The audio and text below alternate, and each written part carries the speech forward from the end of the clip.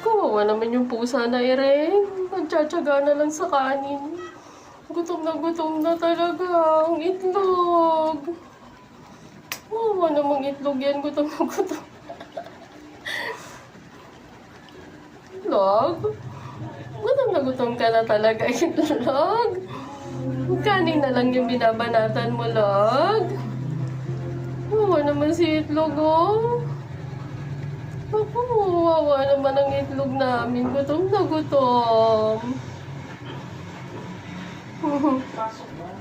Hindi lang itlog, kain ka lang dyan. Ganun ka nakagutom talaga, log. Gutom na talaga ang itlogin na to. Nasaluan, butete. Hindi ka naman kumakain yan. Si itlog lang ang kumakain dyan ng kanin na